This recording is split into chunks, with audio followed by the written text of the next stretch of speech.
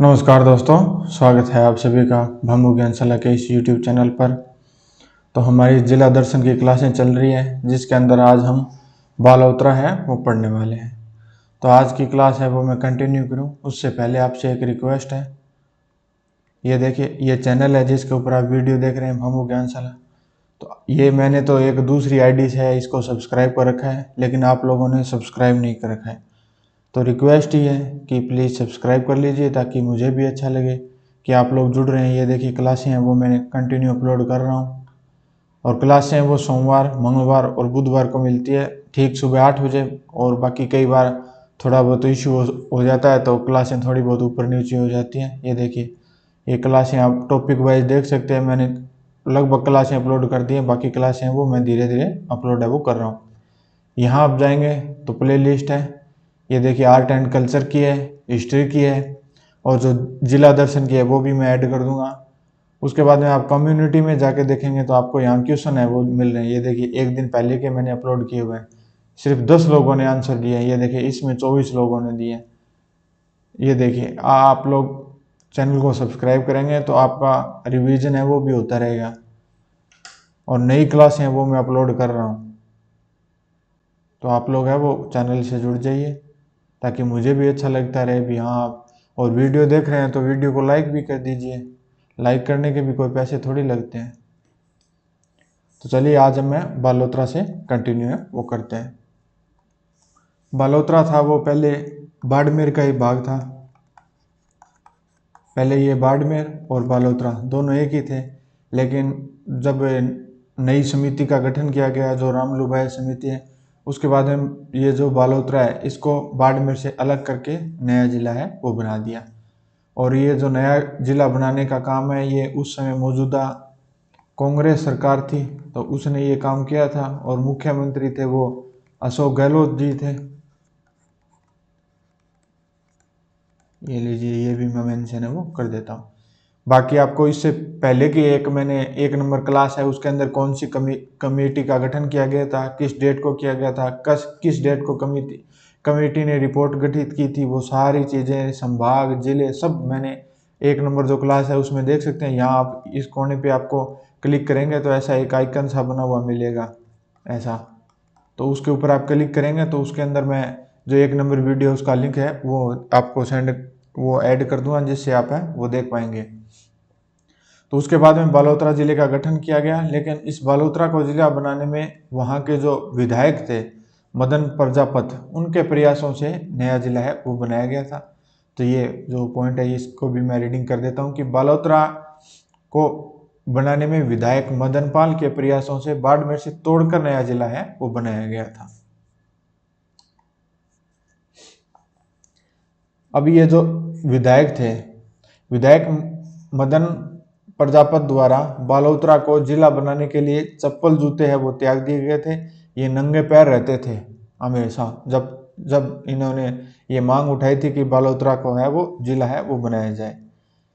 जिला बनने के बाद जो मुख्यमंत्री थे उस समय के अशोक गहलोत जी, उनकी मौजूदगी में जो विधायक थे मदन प्रजापत, उनको चांदी के जूते हैं वो पहनाए गए थे। तो ये पॉइंट अलग है, ये मैंने मेंशन कर रखा है, तो आप इस पे ध्यान है वो दे सकते हैं।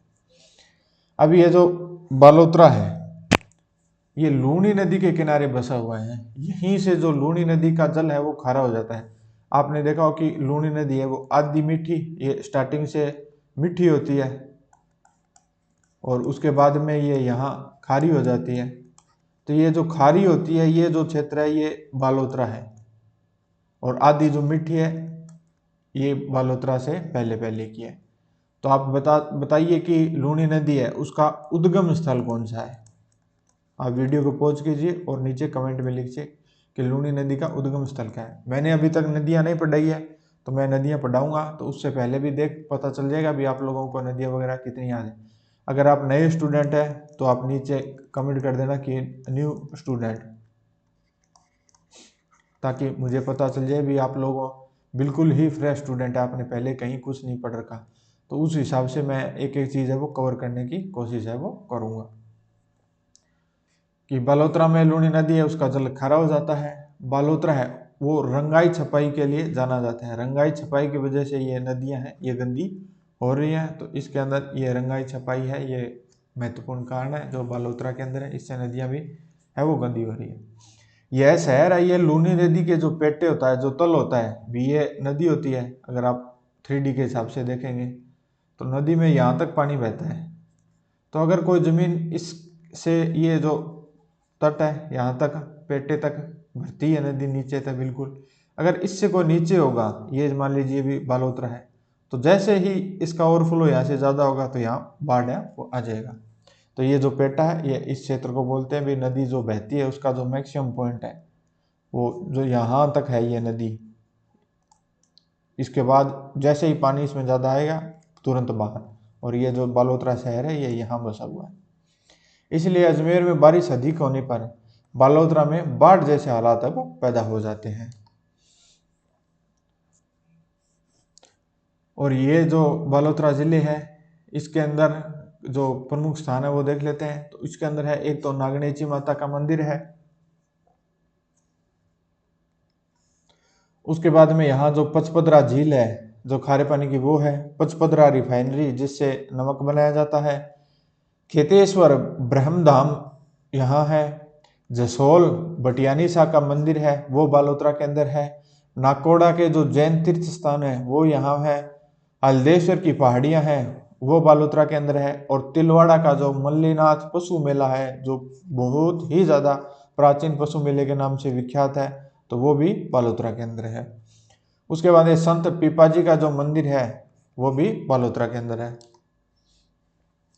अब जो बालोतरा के अन्य तथ्य हैं वो देख लेते हैं अपने, जो प्रमुख तथ्य हैं।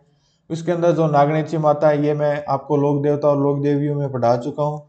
ये लोक देवियों की क्लासें आप देखेंगे तो उनके अंदर है, ये आपको मिल जाएगा कि जो नागणेची माता है वो राठौड़ों की कुलदेवी है। और जो इनका मंदिर है ये कल्याणपुर के नागाना गांव में राव दुहड़ जी द्वारा बनवाया गया था। किनका? नागणेची माता का। नागणेची माता किनकी कुलदेवी है? तो राठौड़ों की कुलदेवी है। ये जो नागणेची माता है इनकी जो मूर्ति है वो कर्नाटक से लेके आई गई थी। इन्हें चक्रेश्वरी माता के नाम से जाना जाता था। कहाँ? कर्नाटक के अंदर। उसके बाद में तिलवाड़ा जो स्थान है वो मल्लीनाथ जी का जो मंदिर है उसके लिए फेमस है। यहाँ पशु मेला भरता है, तो ये राजस्थान का सबसे प्राचीनतम पशु मेला है। ये पॉइंट आप थोड़ा सा ध्यान में रखिएगा।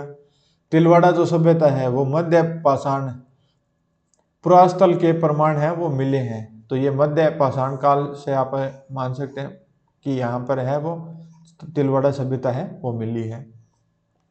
उसके बाद में जसोल आता है। ये रानी भटियानी शाह का जो प्रसिद्ध मंदिर है उनके लिए नाम से ये फेमस है, जिन्हें बुआसा के नाम से जाना जाता है। उसके बाद में नाकोड़ा जी हैं जो भगवान पार्श्वनाथ व भैरव जी का मंदिर है, इसलिए ये फेमस है।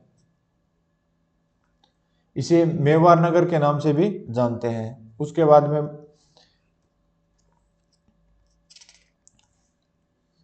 ये आ गया। उसके बाद में सिवाना दुर्ग, ये वीर नारायण पवार द्वारा हल्देश्वर जो पहाड़ी है, जो 56 की पहाड़ियाँ हैं, अब ये उसके ऊपर निर्मित है। तो ये 56 की पहाड़ियाँ हैं। ये भी आपके जीके में आपको भूगोल के अंदर ये क्वेश्चन है वो पूछा जाता है राजस्थान भूगोल के अंदर कि 56 की पहाड़ियाँ। तो ये अब बालोतरा भी इसके अंदर 56 की पहाड़ियों में शामिल हो जाएगा। यहाँ पर 1954 में ये सिवाना का जो दुर्ग है ये वीर नारायण पवार द्वारा है वो निर्माण करवाया गया था। अब ये दुर्ग है, इसके अंदर भी दुर्ग की जो क्लासें होंगी उसके अंदर भी हम सिवाना दुर्ग पढ़ेंगे। इससे पहले भी मैं सिवाना दुर्ग है वो हमने जो राजाओं के जो शासकों की क्लासें पढ़ी थी उनमें भी पढ़ा है। अब भी हम पढ़ रहे हैं ताकि ये चीज़ें आपको बार बार है वो पढ़ेंगे ताकि याद है वो हो जाए। तो उपनाम है इसका कुमठ दुर्ग, कुमथाना दुर्ग मारवाड़ के शासकों की शरण स्थली है, और जालौर दुर्ग की कुंजी है। तो आप ये बताइए कि रणथंभौर जो दुर्ग है उसकी कुंजी कौन सी है? तो जो रणथंभौर दुर्ग है उसकी आप कुंजी बताइए, किस दुर्ग को उसकी कुंजी है वो माना जाता है। और ये जो मारवाड़ शासकों के शरण स्थली है, तो अब आप बताइए नीचे कमेंट करके कि मेवाड़ के जो शासक हैं उनकी शरण स्थली क्या है, कौन सा दुर्ग है? अगर आपको ये चीज़ें नहीं आ रही हैं तो आप प्ले लिस्ट में जाइए, राजस्थान हिस्ट्री की क्लासें हैं, उनमें ये दोनों चीज़ें हैं वो मैंने करवा रखी हैं, जाइए और वो क्लासें हैं वो देख लीजिए। यहाँ 1308 में अलाउद्दीन खिलजी ने आक्रमण है वो किया था, तो यहाँ पर साका भी होता है 1308 में। अलाउद्दीन ने जीतकर इसका नाम है वो खैराबाद है वो रख दिया था। किसका? जो ये सिवाना दुर्ग है, इसका नाम खैराबाद रख दिया गया था। जालोर का जो दुर्ग है उसका नाम जलालाबाद, जलालाबाद। उसके बाद में आप जो चित्तौड़गढ़ दुर्ग है उसका नाम बताइए भी क्या रखा गया है, ये आप कमेंट करके बताना। ये एक मैंने पॉइंट आज की क्लास में हो गया, ये मैंने आपको बता दिया। तो चित्तौड़गढ़ का है वो आप कमेंट कीजिए, बताइए भी चित्तौड़गढ़ के दुर्ग का नाम अलाउद्दीन खिलजी ने जीतकर क्या नाम रखा था। उसके बाद में जो बालोतरा के अन्य जो मुख्य पॉइंट है वो देख लेते हैं कि राजस्थान की जो सबसे खारी पानी की जो झील है पचपदरा झील, जो पंचा भील द्वारा निर्मित है वो करवाई गई थी। तो इस झील के अंदर मोरली झाड़ी द्वारा नमक है वो इकट्ठा है वो किया जाता है। उसके बाद में पचपदरा रिफाइनरी है वो अब बालोतरा के अंदर आने लग गई है। तो ये भी आप ध्यान में रखना कि पहले ये बाड़मेर में पड़ते थे, अब ये बालोतरा के अंदर आने लग गई है। ये जो पचपदरा रिफाइनरी है ये राज्य सरकार जो हमारी राजस्थान सरकार है उसकी 26% हिस्सेदारी है, और जो HPCL कंपनी है उसकी 74% 74% है वो हिस्सेदारी है। इन दोनों की संयुक्त हिस्सेदारी के द्वारा ये रिफाइनरी है, इसका शुरुआत 2013 में की गई थी। उसके बाद में समदड़ी है, वहां पर संत पीपा जी का प्रसिद्ध मंदिर है वो है बालोतरा के अंदर। सिणदरी है वहां बजरंग पशु मेला है वो बढ़ता है। खेड़ में रणछोड़राय मंदिर जो रेबारियों का प्रमुख आस्था का केंद्र है वो भी बालोतरा के अंदर है। तो ये तो हो गया हमारा बालोतरा, बालोतरा है वो जिला यहाँ कंप्लीट होता है। उसके बाद में आप लोग 1000+ लोग जुड़िए ताकि उसके बाद में मैं क्वेश्चन लेके आना स्टार्ट करूं, ताकि कुछ पॉइंट है जो क्वेश्चन के द्वारा आपको क्लियर हो जाएंगे, साथ में आपको प्रैक्टिस भी होगी। पहले मैं आपसे क्वेश्चन पूछूंगा सारे जितने भी मैं वीडियो के अंदर लेके आऊँगा, उसके बाद में उनके आंसर बताऊंगा। तो आप लोग क्या क्वेश्चन सुना, वीडियो को पॉज किया, नीचे कमेंट किया, इस तरीके से चलते जाएंगे तो आपको भी टेस्ट ही हो जाएगा वो आपको, और आपको आइडिया रहेगा भी मेरे कितने क्वेश्चन सही हुए कितने क्वेश्चन गलत हैं वो हुए हैं। तो नेक्स्ट है जो आज की क्लास में हम पढ़ने वाले हैं वो आज हम पढ़ने वाले हैं फलोदी। फलोदी है वो फलोदी प्लस जोधपुर, ये पहले एक पूरा जोधपुर हुआ करता था, और जोधपुर के साथ में जो जोधपुर ग्रामीण है वो भी इसके अंदर शामिल था।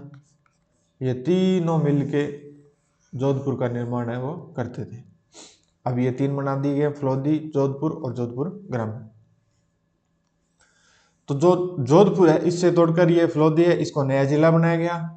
जैसलमेर से इसके अंदर नोखा जो तहसील है वो पहले जैसलमेर में होती थी, उसको तोड़ के फलोदी के अंदर है वो मिला दिया गया। अब जो प्राचीन नाम है फलोदी के भी अपने नाम है, इसके जो उपनाम है प्राचीन नाम है वो फल वृद्धिका उपनाम है, साल्ट सिटी भी इसको कहते हैं। फलोदी से संबंधित जो महत्वपूर्ण तथ्य है वो देख लेते हैं, क्योंकि ज़्यादा कुछ तो इसके अंदर है नहीं, क्योंकि कुछ जोधपुर के अंदर आ गया, कुछ जोधपुर ग्रामीण के अंदर आ गया। अब यहाँ पड़ता है कोलुमंड, ये ऊंटों के देवता व लक्ष्मण के अवतार के रूप में पूजे जाने वाले के अवतार के रूप में पूजे जाते हैं। जो पाबू जी हैं हमारे लोक देवता जी, उनका जन्म स्थान है कौन सा? कोलुमंड। तो पाबू जी किसके अवतार माने जाते हैं? लक्ष्मण के। पाबू जी को किस रूप में पूजा जाता है? तो ऊंटों के देवता के रूप में। ये अब 2 पॉइंट है, ये भी ध्यान रखना।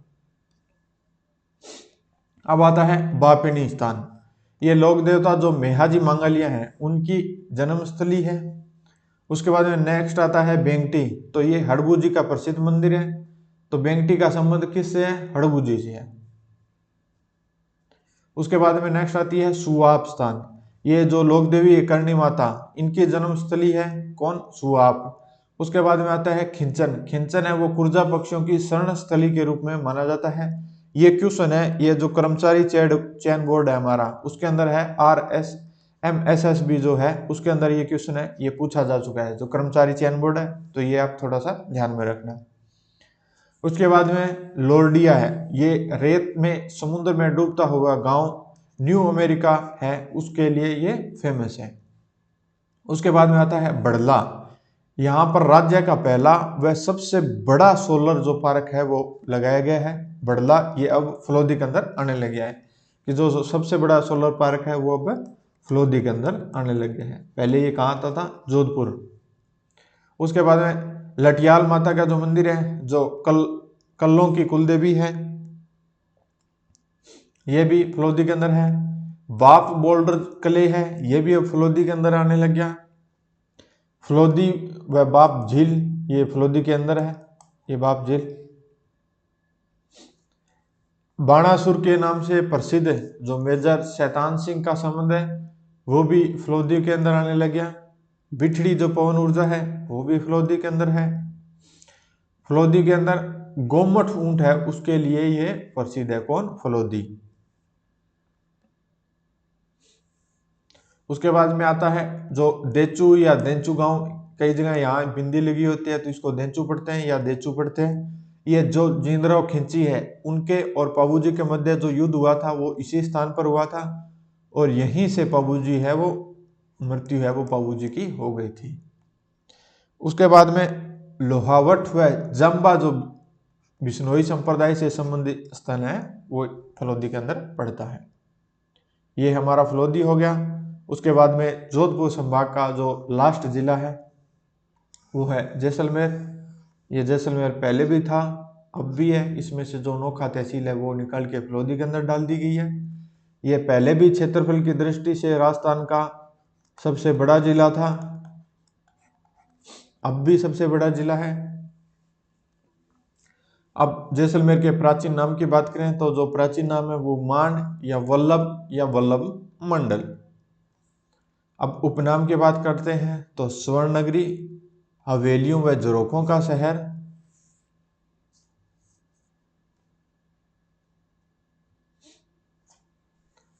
राजस्थान का अंडमान, पंखों का शहर, म्यूजियम सिटी, और यह राजस्थान का सबसे बड़ा जिला है।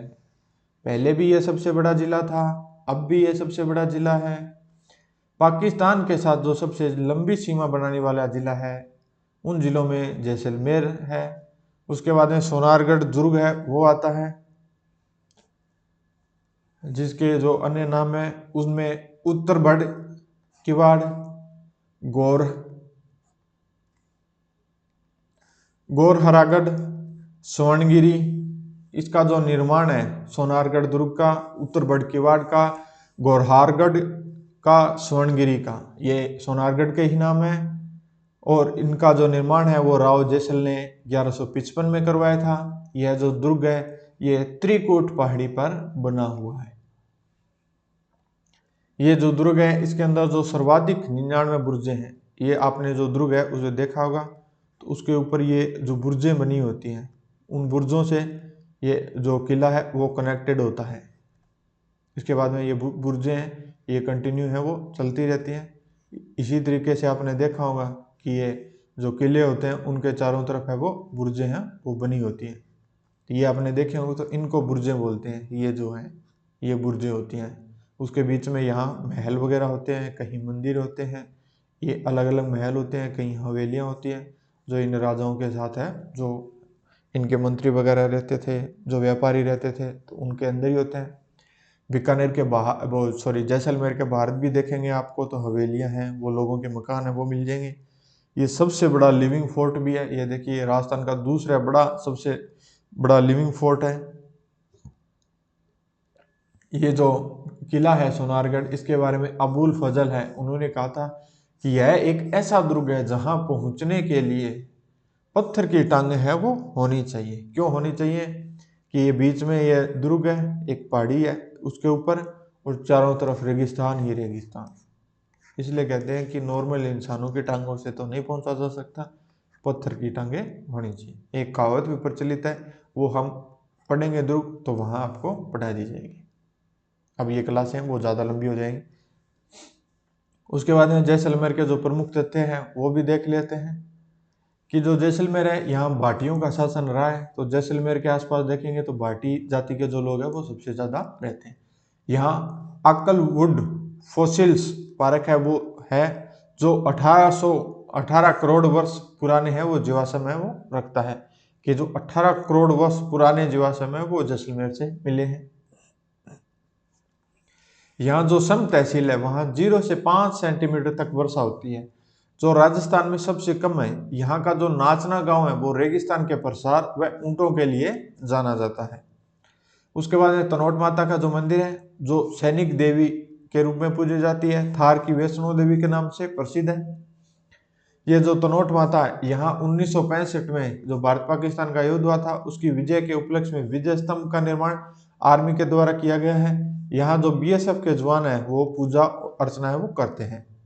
यहाँ पास में ही एक मंदिर है जहाँ रुमाल चढ़ाने की मान्यता है, और कई जगह ये भी माना जाता है कि ये जो तनोट माता है इनका ही अन्य नाम है रुमाल वाली देवी। उसके बाद में यहाँ बड़ा बाग बना हुआ है जहाँ जैसलमेर के जो शासक है उनकी छतरियां हैं। कहाँ? जैसलमेर के जो बड़ा बाग है वहां पर। उसके बाद में ये अमर सागर आता है। यहाँ राजस्थान की पहली जो पवन ऊर्जा परियोजना है वो शुरू की गई थी। उसके बाद में लोहदरवा आता है जो जैसलमेर की पुरानी राजधानी रही है, जहाँ जैन मंदिरों के लिए ये प्रसिद्ध है। उसके बाद में गढ़सीसा झील आती है जो रावल गढ़सी द्वारा 1340 में निर्मित है वो की गई थी। रामदेवरा जो ऋणेचा गांव में बना हुआ है रामदेव जी का प्रमुख मंदिर, वो भी जैसलमेर के अंदर है। ये जो पोखरण है ये परमाणु परीक्षण के लिए और आर्मी की जो प्रैक्टिस रेंज है उसके लिए सबसे ज्यादा विख्यात है राजस्थान में, भारत में और विश्व स्तर में। विश्व स्तर में फेमस क्यों है कि भारत सरकार द्वारा यहाँ 18 मई 1974 व 11 व 13 मई, यहाँ मैं आपको लिख देता हूँ मई, ये भी मई है कि 11 व 13 मई 1998 में परमाणु परीक्षण है वो किया गया था। ये परमाणु परीक्षण है ये खेतोलाई गांव है वहाँ किया गया था। और इसी पोखरण में विश्व का सबसे बड़ा भूमिगत जो अंडरग्राउंड पुस्तकालय है, क्योंकि यहाँ गर्मी पड़ती है तो अंडरग्राउंड ठंडा रहता है। उसके बाद में जैसलमेर की जो रम्मत है वो प्रसिद्ध है। तो यहाँ जैसलमेर को जो जवाहर जी पुरोहित है उनकी हड़ाऊ मेरी रम्मत है वो प्रसिद्ध है। तेज कवि स्वतंत्र बावनी रम्मत प्रसिद्ध है। ये जो तेज कवि है इनकी स्वतंत्र बावनी रम्मत है वो प्रसिद्ध है। उसके बाद है चुंगी तीर्थ मेला जैसलमेर के अंदर। लाठी श्री जो सेवन घास के लिए प्रसिद्ध है वो भी है। पटुओं की हवेली, नथमल की हवेली, सालिम सिंह की हवेली, चांदन नलकूप, खड़ीन झीलों के लिए जैसलमेर है वो प्रसिद्ध है। तो ये हुई हमारा जोधपुर संभाग है वो कंप्लीट। तो यहाँ तक पहुँचे हैं तो रिक्वेस्ट है आपसे कि सब्सक्राइब है वो करके जाइएगा। नीचे आपको लिखा हुआ सब्सक्राइब मिल जाएगा, वाइट अक्षरों में, ब्लैक अक्षरों में, रेड अक्षरों में, इन तीनों में से कोई भी कलर में अलग अलग आपके अपडेट के अनुसार ये मिला हुआ मिलेगा। तो उसके ऊपर क्लिक कर देना, जिसके बाद में ये सब्सक्राइब्ड लिखा आ जाएगा। और वीडियो अच्छी लगी हो तो लाइक भी कर दीजिएगा। उसके बाद में नीचे बेल आइकन बना हुआ है उसको भी प्रेस कर देना, जो नोटिफिकेशन है उस पर ऑल पे क्लिक कर देना। तो नेक्स्ट क्लास में मिलेंगे, तब तक जय हिंद जय भारत।